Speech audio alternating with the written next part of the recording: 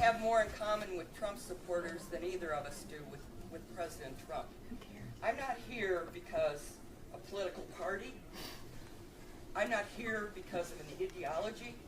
I'm here because I am a grandmother. I have 7 grandchildren.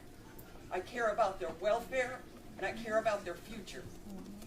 I certainly haven't been paid to be here. And if you want to talk about why people are at each other's throats, you just go look at what your president does to make that happen. And what the right-wing media does to make that happen. I'm not some airhead. I've never been, I'm sitting next to a Vietnam vet. When I was 20 years old and they came back, they were spit on, things were thrown at them.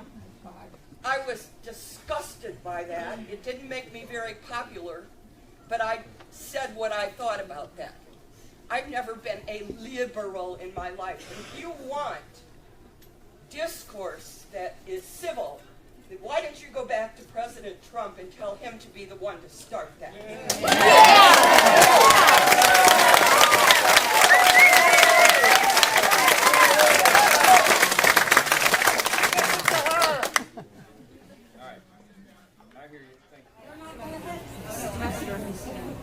And we have a man-child as a president.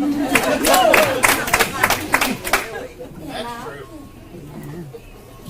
But what concerns me is the silence of so many congressmen.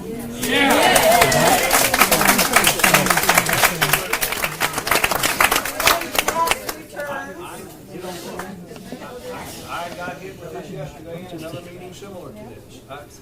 It is not a law that requires the President of the United States to release his tax return. He can do it if he wants to. Make it a law. Donald Trump said during the campaign he would consider it, but he never did. And you know what? He was elected President of the United States. He said he would do it if he were. You're there to protect us. I have the same amount of power, really, to influence a Donald Trump outcome or a Barack Obama outcome or anybody else's outcome. You represent us. You fail physics. Now, for those of you that think that your congressman is powerful enough to establish some kind of an executive order out of the congressman's office to require that's not. You have the majority. And it would be fantasy to think that the Congress of the United States, given the makeup of the Congress today, is going to propose a bill that's going to make that a requirement of the president. Okay, that's just not going to happen. I am, look, as it concerns investigations for the responsible agencies, and I mentioned them earlier, oversight, government reform, judiciary matters, intelligence, if it's classified, any of the people that have that jurisdiction, that responsibility, there's 435 of us. If somebody wants to talk about appropriations, they're going to come to me. If we're going to talk about investigations, we're going to go to other people. Is that he had discussions with the Russian ambassador over some of those issues. We don't know fully because we haven't seen the transcript. Because you won't investigate. But I have said, and I will continue to say that I don't think, in fact, I'm pretty confident, Russia is no friend of the United States of America. And we need to do the things necessary at the appropriate agencies, not the Appropriations Committee, certainly, but the Oversight and Government Reform people, the Judiciary Committee, the Intelligence Committee, and I think I saw in the press this morning that Devin Nunes is going to have some kind of a hearing over the leaks that are coming out of the Pentagon or out of the intelligence with his people assembled around him, he will better recognize that Russia is part of the problem. I'm not a fan of just having rogue investigations. Of letting the facts as we know them that are uncovered by the people that are in a position to know, to let those facts take us to a place where those investigations need to be initiated. And if that's the case, of course, I would support it. So, but you guys just want to investigate everybody with something.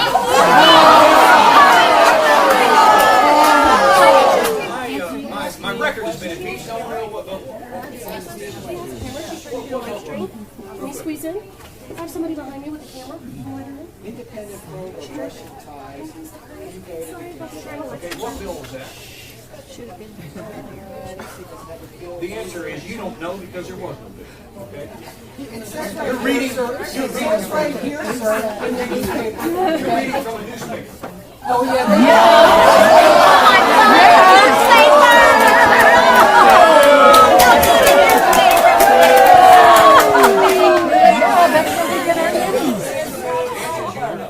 Let me just say,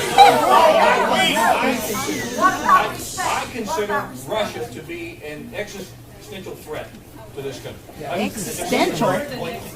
I have said it in many presentations Physical. over the last 2 years, that having personally witnessed what they did in Crimea, in the Donbass region of Ukraine, and just recently traveled up to the Baltics, I know what's going on over there.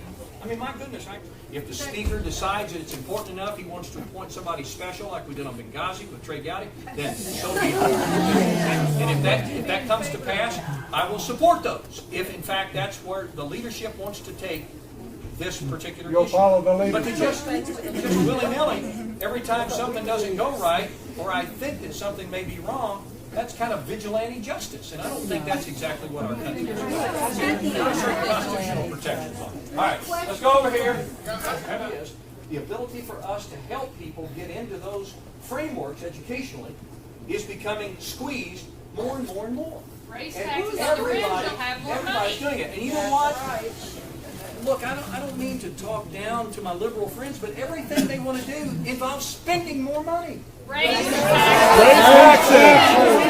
Protecting President Trump. And if you don't have enough money, raise taxes. Raise my taxes. Raise taxes. And you know what? There's a sign that hangs in my DC. Just a minute, please. Let me finish. Speak up. I can't go 5 seconds without somebody disrupting me. Now, can you not just take a break, a deep breath, and just let me speak? So someone happens in ordinance that says it's the spending, stupid, because that's exactly what it is. Okay.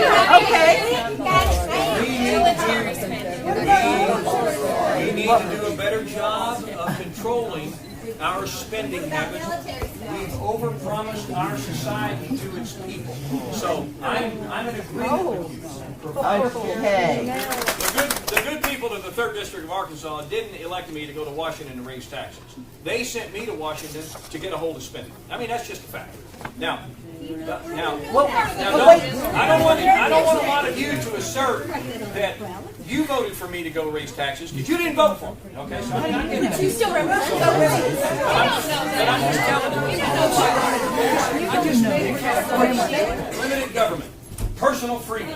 Those are the things that are the hallmarks of our country. The rule of law, personal accountability, personal responsibility. And you know what? We've gotten away from that. We've gotten away from that. We have gotten to a point where we are providing billions and billions and billions of dollars for people who won't, not for people who can't. That's Right.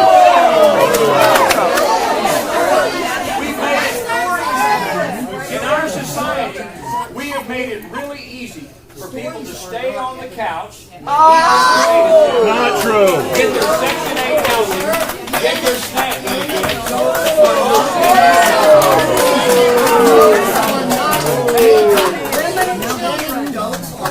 Your biggest welfare is corporate. Okay, hang on.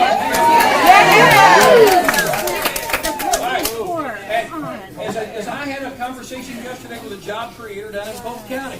You know the single biggest issue? He's got 2 issues with hiring people. And there are job creators in here probably echo the same thing.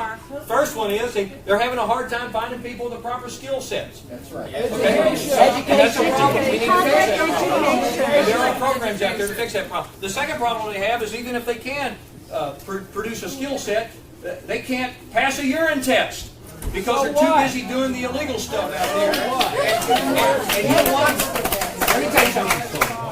I categorize that individual as somebody who won't, not somebody who can't. But the majority will.